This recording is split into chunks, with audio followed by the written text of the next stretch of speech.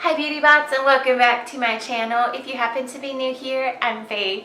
In today's video, we are getting into dating, but it's true crime dating story in a way. So sit back, relax, grab a drink, grab a snack. Everything that you need is in the description box, along with my website at faithinganellis.com. And all other bingeable content will be linked above. If you happen to not be subscribed to our wonderful channel, please do so and drop your name and where you're viewing from in the comment section below. Let's jump on into it.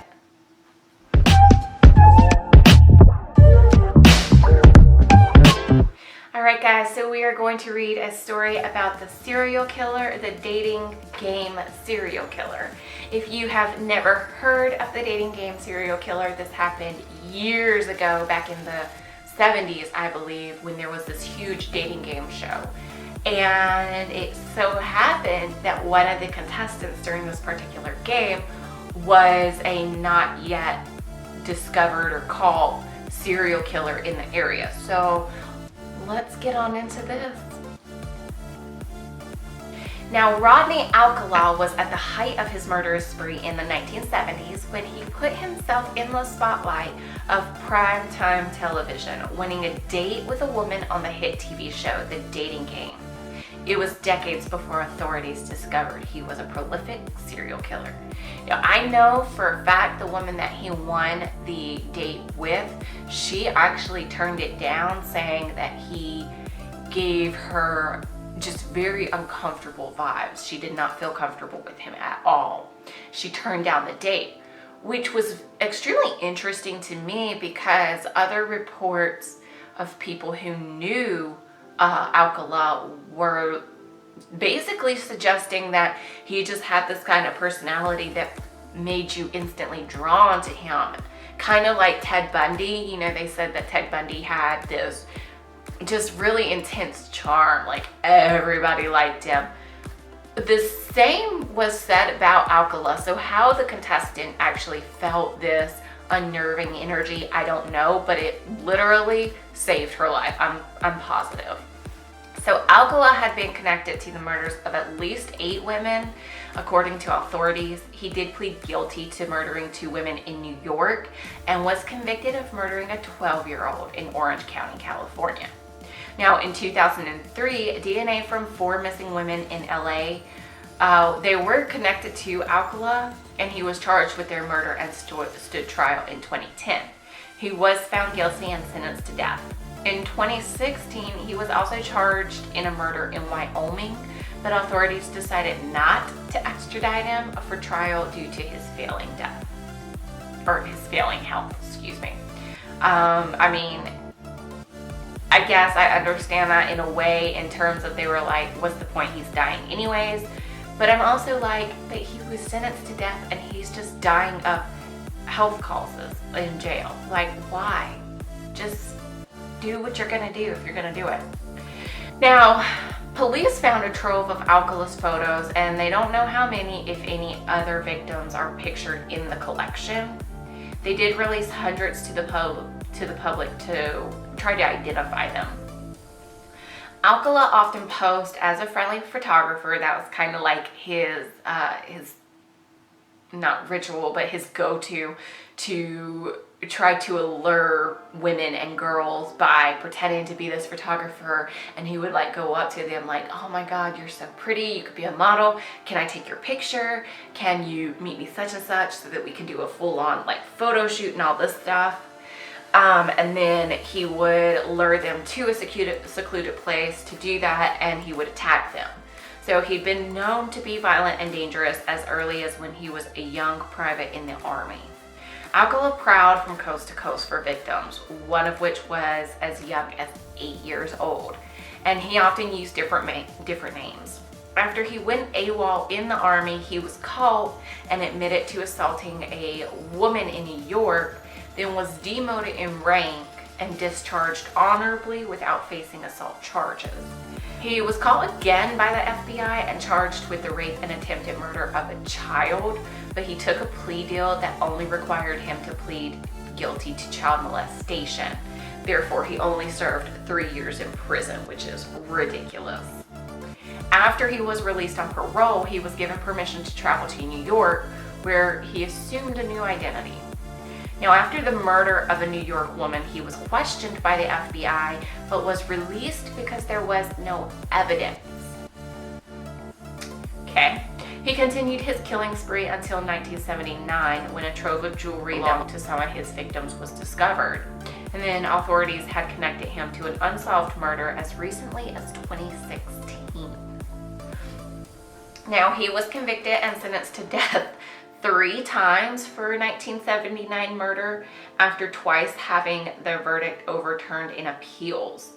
So now at 77 years old and confined to a cell in California, he refuses to disclose whether there are other victims, which a lot of serial killers will do. They either admit to a ton of other murders that they actually did not have a hand in, or they really try to basically hide and conceal identities of potential other victims. It's like, I think it's part of their game, and just keeping people kind of on their toes as to whether or not they actually did more killings. It's just ridiculous.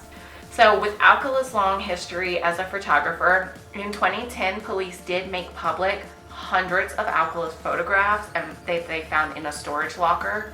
They said it was unclear if the people in the photos were victims, but hoped the public might be able to identify the individuals. Now, while assigned to Fort Campbell on the Kentucky-Tennessee border, Rodney went AWOL multiple times, and in June 1963, he took a routine weekend pass to Nashville, Tennessee. So according to an Army report, after stealing a car and robbing another driver of their credit card, he fled to New York City. One night after leaving a bar in New York, he saw a young lady walking down the street, the report said. He followed her a short distance and struck her with a Coke bottle. She was able to get away. Alcala traveled to Myrtle Beach, South Carolina, where he was arrested and charged by military justice authorities with being absent without leave.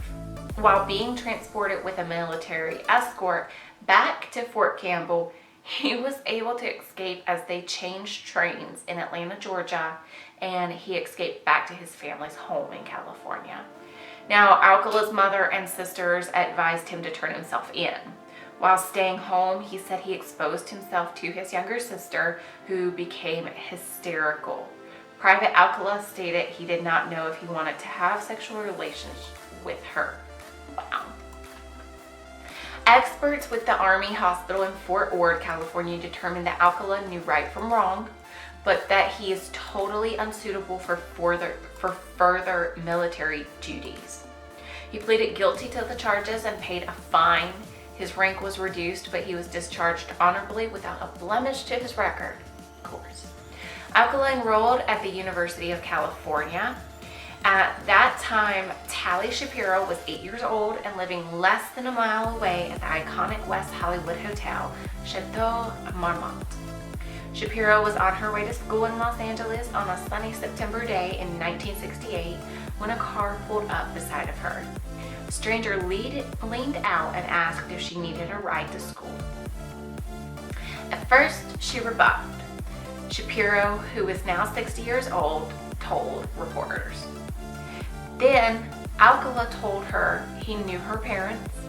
Though she was still hesitant, she got in. She's 8. Good Samaritan was looking on and thought it was suspicious. He followed the car to the stranger's apartment and called the police. I don't remember going up to the apartment, Shapiro said, and I don't remember anything after that. Former Los Angeles police officer Chris Camacho was driving toward West Hollywood when he learned what had happened and followed the Good Samaritan to the kidnapper's apartment. I went and called in a request for backup, Camacho told 2020. I went to the front door and started knocking. I could hear someone running around. The man answered the door and claimed he had just been in the shower. I see this male on the other side, no clothes, not dripping with water, no towel. I said, okay, you need to open the door right now. I need to come in, Camacho said. He said, wait, let me put pants on. I said, okay, you've got 3 seconds. The door was shut again, but after waiting a few moments, Camacho bashed in the door. To the right was a dining room, to the left a living room. Straight ahead was the kitchen. Here was this little girl. Shapiro was nude, covered in blood, and there was a metal bar pressed against her neck. Her Mary Jane shoes were strewn about the floor. I looked at her. I thought she was dead. She wasn't breathing. The other officers came around. We were looking for the suspect. I went back to check on Tally, and I just couldn't believe her there. I just couldn't leave her there like that. He was faced with a decision: chase the suspect and catch him, or render life-saving aid to the girl. He chose Shapiro. As I went back to the kitchen, she started gagging, so that put everything into high gear. We found out later the suspect escaped through the back door. Miraculously, Shapiro survived the brutal attack. She was in a coma for 32 days and was able to get back on her feet after months in the hospital. At the apartment where she was found, police discovered a UCLA student ID card with Alcala's name on it. They found hundreds of sexually explicit photos of young women and boys. Shapiro's family moved to Puerto Vallarta, Mexico, and stayed there for many years. And she's beautiful, guys. Even at 60, she's beautiful. Meanwhile, Alcala was on the run. That same year, he went across the country, enrolled in New York University School of Arts under the assumed name of John Berger. And did they not ask for, high school transcripts or something? Crilly grew up in Queens, New York. At 23, she achieved her dream of becoming a TWA stewardess, and lived in an apartment with several of her stewardess friends on East 83rd in Manhattan. On June 24th of 1971, Crilly's boyfriend Leon Bornstein received a call from her mother in which she said she hadn't heard from her daughter. Bornstein offered to check Crilly's apartment. She was living in a building where I could go into the building without a key. I knocked on the door. There was no response. That's when I called the cops, Bornstein said. I was at the front door when they broke into the back window. They opened the door and told me she had been killed. Crilly was found on the floor of her apartment, strangled with nylon stockings, and had bite marks on her breast. She had been raped and murdered. The investigation proved difficult. There were 2,000 murders in the city that year. The case went cold. In August 1971, Alcala was caught while working as a camp counselor in New Hampshire under his assumed name of John Berger. Campers recognized his face from FBI's 10 Most Wanted poster at the local post office. He was brought to LA and charged with kidnapping, rape, child molestation, and torture in Shapiro's case. But because Shapiro's family was in Mexico, they refused to allow her to return to testify. Alcala was allowed to plead guilty to the child molestation. The California Parole Board released him after 34 months, believing he had been rehabilitated. In 1977, while still on parole, he asked his parole officer if he could go on vacation. He was granted permission and returned to New York City. Lord. Alcala roamed New York City streets, hoping to photograph any passerbys who agreed. Eventually, he approached nightclub heiress Ellen Hover, and the two started talking. Whew, get that hair, y'all. Ellen was strikingly beautiful. She had long dark hair, long slender arms and legs, and carried herself like a dancer. Hoover's childhood friend, Anita Finberg, said Ellen was very trusting of other people. She came from a Hollywood family, grew up in Beverly Hills, and then Great Neck, New York, and then Manhattan. Ellen loved people. Hoover's father was the owner of Ciro's in Hollywood, a well-known nightclub where Sammy Davis Jr., Dean Martin, and others appeared. Hoover was reported missing on July 15, 1977, one day after the city's infamous blackout, when looting and violence were rampant while the power was out. Finberg said she got a call from Hoover's mother in which she asked if Finberg had heard from her. Next thing I knew, I was watching the 11 o'clock news and there was Ellen's picture. New York heiress missing. While police searched Hoover's apartment, they found a calendar with a July 15th entry that read John Berger. Alcala had fled back to Los Angeles. By this point, the FBI knew the name John Berger was Alcala's alias from when he was caught in New Hampshire, and they tracked him down. When questioned, Alcala admitted he met Hover on July 15th and then claimed he never saw her again. Authorities had not yet found Hover's body and determined there was no evidence to arrest him. 11 months after Hover went missing, her skeletal remains were found 30 miles north of the city Tarrytown, New York. She was identified through dental comparison. There were no forensic evidence at the scene that pointed to her killer. Jill Barcombe, Georgia Wixted, Charlotte Lamb, and Jill Parenteau, these 4 young women were killed in Los Angeles, California between 1977 and 1979. And their cases went cold until 2003 when DNA technology helped connect them to Alcala. Is it Alcala? See, I don't know how to say names, y'all. I don't know, but my hair is a disaster today. The bodies of Jill Barcombe, a 19-year-old New York native living in Los Angeles, Georgia Wixted, a 27-year-old cardiac care nurse in Malibu, Charlotte Lamb, a 32-year-old legal secretary in Santa Monica, and Jill Parenteau, a 21-year-old college student and data entry worker living in Burbank. They were all brutally murdered and sexually assaulted. Investigators were unable to make any arrests or connect any of the cases together.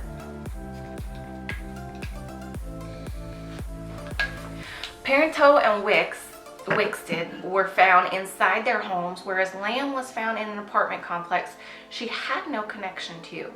Jill Barcombe was found off Franklin Canyon Road down the street from Marlon Brando's home at this time. Investigators initially suspected it was the work of the Hillside Strangler, which was a serial killer later identified as 2 men who had terrorized Los Angeles for several months in the late 1970s. In a strange coincidence, Barcombe's friend, 15-year-old Judith Lynn Miller, was abducted and murdered by the Hillside Strangler a month later. That's crazy, y'all. Her brother, Bruce Barcombe, said he had night terrors when his sister's body was discovered. I'll bet. It wasn't just murder, it wasn't just rape, it was brutal, it was sadistic, and nobody could understand why the things happened to her. Now, it was in 1978 that Alcala wins the dating game. So Alcala murdered at least 5 women across 2 coasts and had been charged with the attempted murder of an 8-year-old girl. Instead of laying low, he made his primetime debut on the dating game, which was enormously popular at the time. How he got through any kind of verification or background checks, we'll never know. The dating game was a TV game show that involved one contestant asking questions to 3 potential dates hidden from view, using their answers to choose one at the end. Background checks were not performed when Alcala auditioned to be a contestant, so the show's producers had no idea he had a violent criminal history. Y'all idiots. Contestant coordinator Ellen Metzger thought Alcala was striking at the time. Her future husband, Mike, the show's executive producer, disagreed. In terms of putting him on as a contestant, I think on the form I wrote NW, which was my symbol for no way, because I noticed he had a very strange personality. Eventually I said, all right, we'll put him on, but we've got to surround him with 2 guys that have personalities that are respectable and decent and fun. So Alcala was given the position of Bachelor number 1. Jed Mills sat next to him as Bachelor number 2. Sorry if y'all can hear my dog walking around downstairs. He was a little creepy, Mills said. I noticed that right away. In the green room, he jumps in and says, I always get my girl. Immediately did not like this guy. While on the show, Alcala made playful innuendos to the Bachelorette, Cheryl Bradshaw. The show's producers acknowledge in hindsight the comments are chilling. Bradshaw ultimately chose Alcala of the 3 contestants to go on a date, but the next day, reconsidering her decision, she called Ellen Metzger. She said, Ellen, I can't go out with this guy. There's weird vibes that are coming off of him. He's very strange and I'm not comfortable. Is that going to be a problem? And of course, Metzger said no. 17-year-old Lori Wirtz was spending her afternoon roller skating with her friend Patty at Sunset Beach when Wirtz was approached by Alcala. He told him he's a photographer and offered to take their photo. Lori Wirtz agreed. He was asking me all kinds of questions like where I'm from, my name, my age. He tried really hard to get me in the car and leave my friend on the beach. She refused and saw him drive towards Huntington Beach, where a 12-year-old Robin Samso was enjoying the day. She was the youngest of 4 in her family. She always had a spirit about her, Terrain Mays, Robin's older sister, said. Everybody fell in love with her. On June 20th, 1979, Robin was with her friend Bridget Wilvert when Alcala approached them for pictures. Wilvert refused, and one of the adults nearby chased him off. Later on, Robin was running late to her job at a ballet studio. Wilbert told her friend to use her bike and remembered telling Robin not to stop. It was very important to me to say that, she said. Later that evening, Wilbert received a call from one of Robin's brothers asking if she was still with her. Wilbert learned she never showed up to ballet. Robin's mother called the police shortly after. That was my mom's baby, Mays said. My mom cried every day. Wilbert worked with a sketch artist to create a composite of the man they had talked to on the beach. The sketch was broadcasted on TV where Alcala's parole officers recognized him, along with a good Samaritan who followed Alcala's car when he had lured Tally Shapiro into it and attacked her all those years before. 12 days after Robin's disappearance, a park ranger in the Sierra Madres found human remains that had been scavenged by animals. The teeth found matched those of Robin. Guys, I'm sorry. Sometimes my reading it gets very difficult. It's hard for me to read out loud. I remembered I was laying on the couch when the doorbell rang and I answered the door, and it was the police, Mays relayed.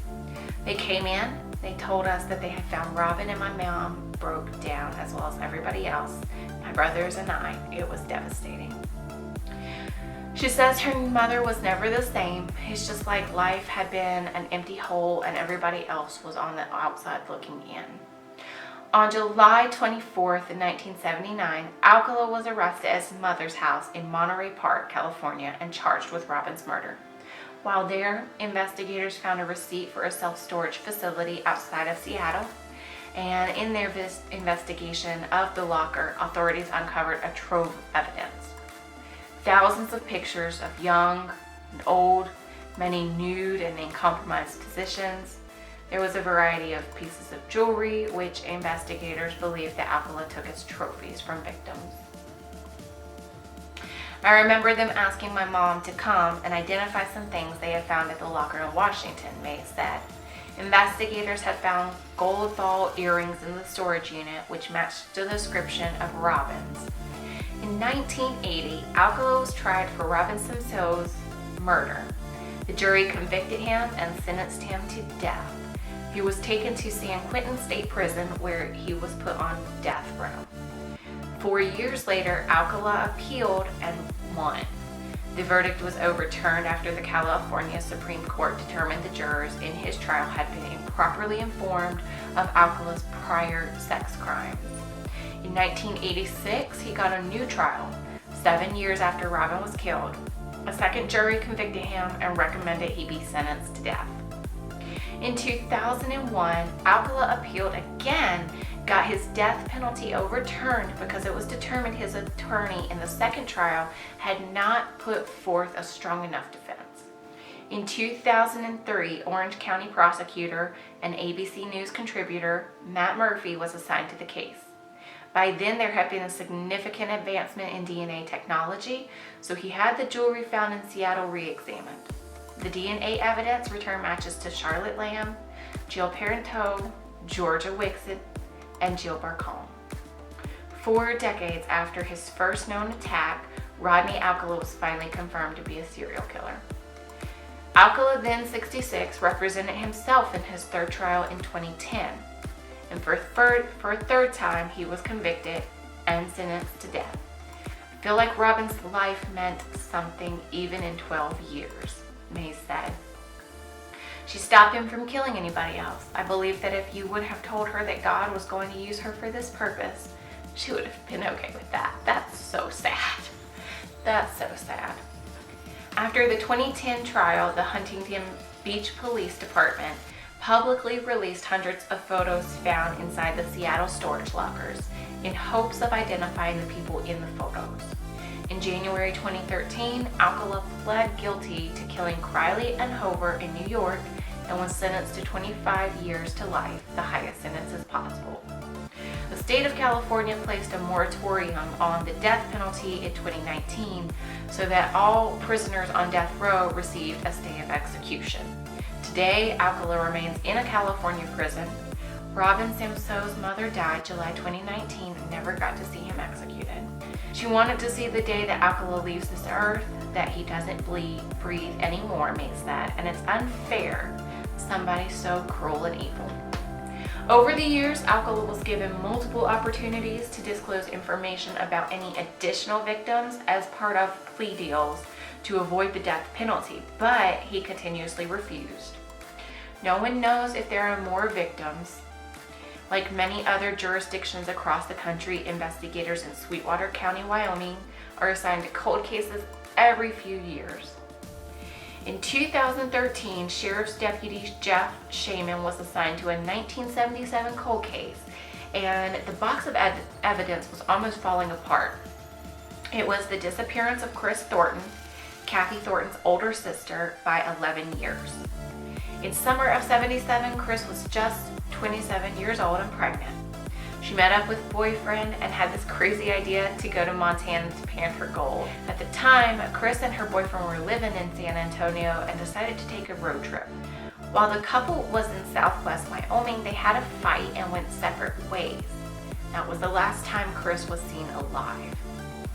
Kathy Thornton went to San Antonio to find her sister's boyfriend to no avail. In 1982, 5 years after Chris Thornton went missing, a herder in Granger, Wyoming came across human bones and found it was the remains of a 25 to 35-year-old woman and the bones of an unborn child. The autopsy showed the remains had been laid out since 1977.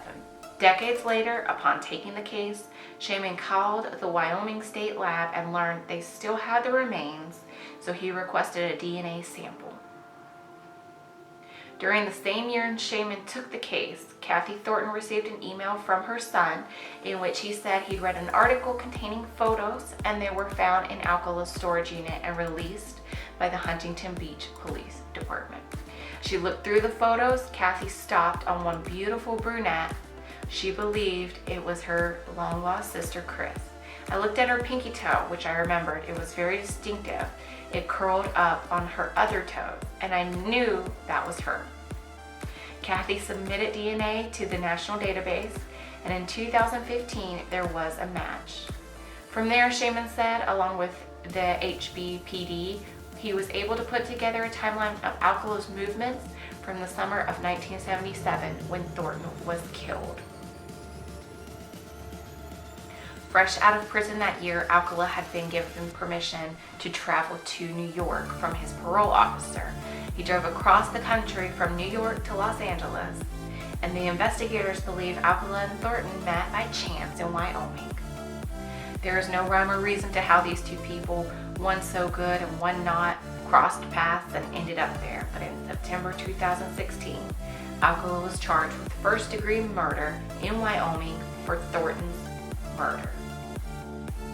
Now, due to Alcala's failing health, authorities decided not to extradite him to Wyoming to stand trial. The charges have not been dropped, but Alcala has not entered a plea. It was disappointing that we weren't going to get a conviction on her murder, Kathy says. But the thing about all of this is that the man has been brought to light as being a serial killer. That's all. Thank you for watching.